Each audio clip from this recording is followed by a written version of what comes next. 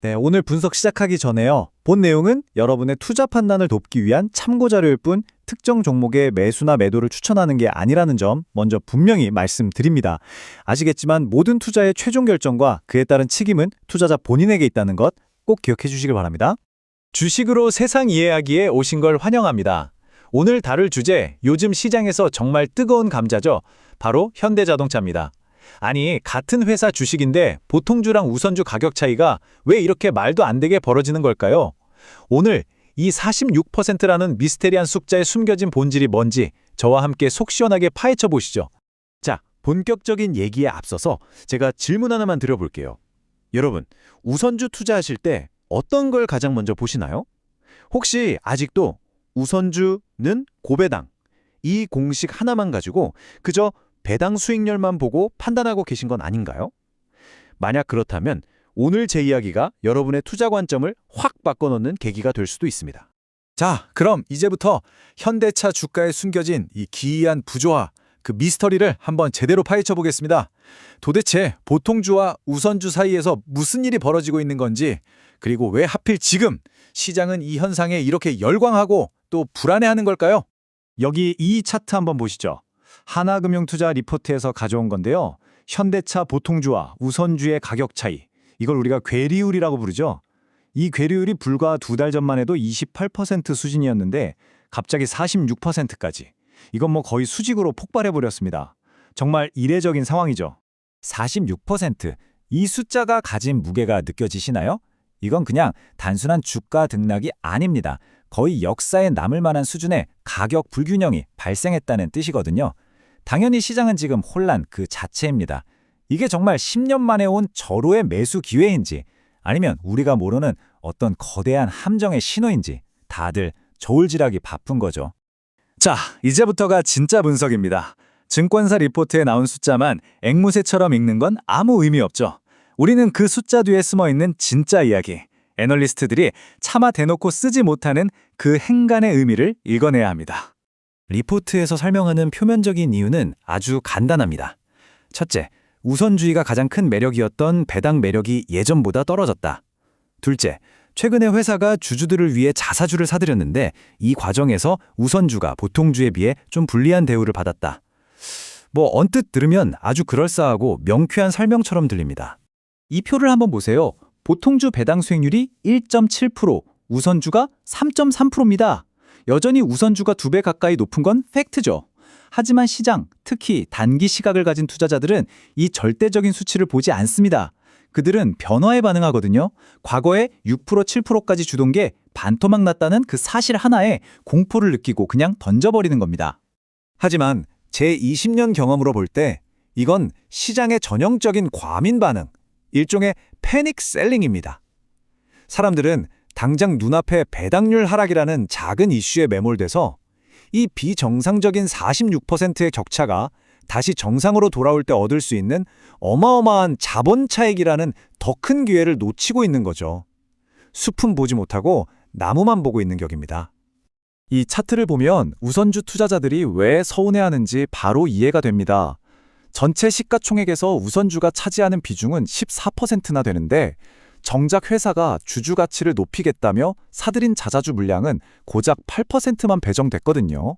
투자자들 입장에서는 아니 우리만 차별하는 거냐 이런 불만이 터져 나올 수밖에 없는 상황이었죠.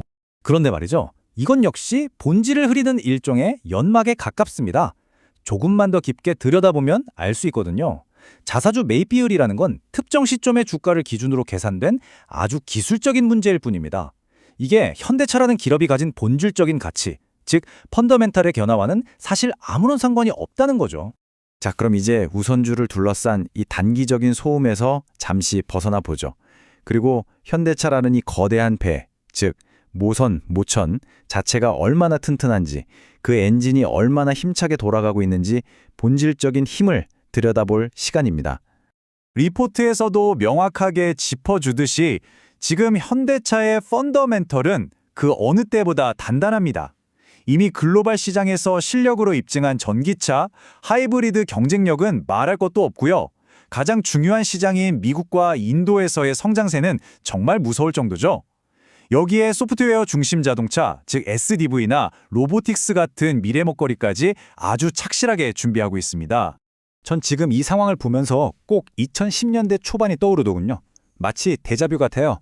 그때도 많은 사람들이 애플이나 삼성전자의 배당이 적내만에 이런 지엽적인 문제를 가지고 갑론을 박했죠. 하지만 결국 승리한 건 누구였습니까? 그런 단기적인 소매에 흔들리지 않고 기업의 압도적인 현금 창출 능력과 그 미래 가치에 뚝심 있게 투자했던 사람들입니다. 역사는 늘 이런 식으로 반복되곤 하죠. 그래서 핵심 투자 아이디어는 이 슬라이드 하나로 정리가 됩니다. 현대차의 이 강력한 펀더멘탈, 즉 보통주의 상승 흐름은 그 누구도 거스를 수 없는 거대한 조류와 같습니다. 그리고 우선주는 그 조류 위에 떠있는 배와 같죠. 배가 일시적으로 파도에 흔들릴 수는 있어도 결국에는 조류가 흐르는 방향, 즉 보통주의 장기적인 상승 궤적을 따라갈 수밖에 없다는 겁니다. 자, 지금까지 이론적인 분석을 해봤으니 이제는 가장 중요한 실전으로 넘어가야죠. 그래서 어떻게 해야 하는데? 이 질문에 대한 구체적인 실행 계획을 말씀드리겠습니다. 물론 투자의 제일 원칙, 리스크 관리를 최우선으로 두고요. 이 타임라인의 흐름을 보면 답이 보입니다. 과거의 괴리율은 평균 50% 수준이었어요. 그러다가 회사가 주주환원 정책을 강화하면서 27%까지 좁혀졌었죠. 그랬던 것이 최근 시장의 과민 반응으로 다시 46%까지 벌어진 겁니다. 이건 통계학에서 말하는 평균 회귀의 원리에 딱 들어맞는 상황입니다. 즉, 극단으로 치우친 값은 결국 평균으로 돌아오려는 경향이 있다는 거죠. 여기서 50%를 넘어 더 벌어질 확률보다는 다시 과거 평균인 40% 아래로 수렴할 확률이 통계적으로 훨씬 높다고 봐야 합니다. 그래서 만약 이 기회를 한번 잡아보겠다 하시는 분들이 있다면 저는 3가지 철칙을 제안합니다. 첫째, 절대로 추격 매수하지 마세요. 괴리율이 최소 40% 아래로 내려왔을 때부터 그것도 분할로 천천히 접근해야 합니다. 둘째, 손절 기준은 우선주 가격이 아니라 보통주 가격에 맞춰야 합니다. 모선이 가라앉고 있는데 작은 배만 붙들고 있으면 의미 없으니까요.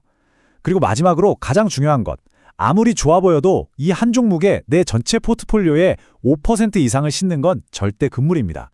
이건 리스크 관리의 기본 중의 기본입니다. 자, 이제 지금까지의 모든 분석을 하나로 모아서 최종 결론을 내릴 시간입니다.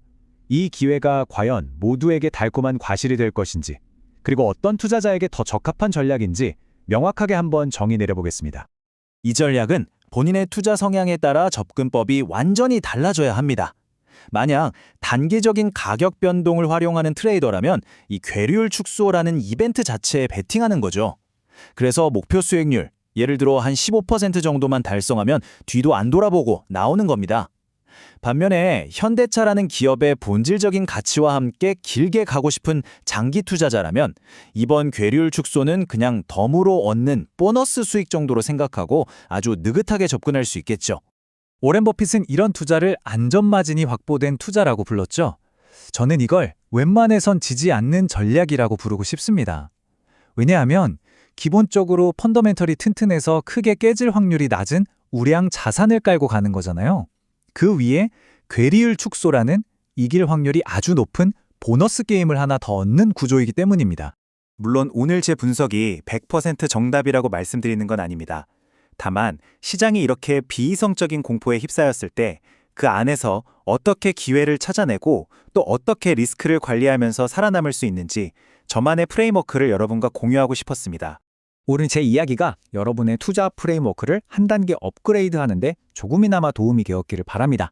다음에도 깊이 있는 분석으로 찾아뵐 테니 구독과 좋아요, 알림 설정까지 잊지 말고 꼭 부탁드리겠습니다. 기억하십시오. 주식시장은 예측의 영역이 아니라 대응과 생존의 무대입니다. 지금까지 주식으로 세상 이해하기였습니다. 고맙습니다.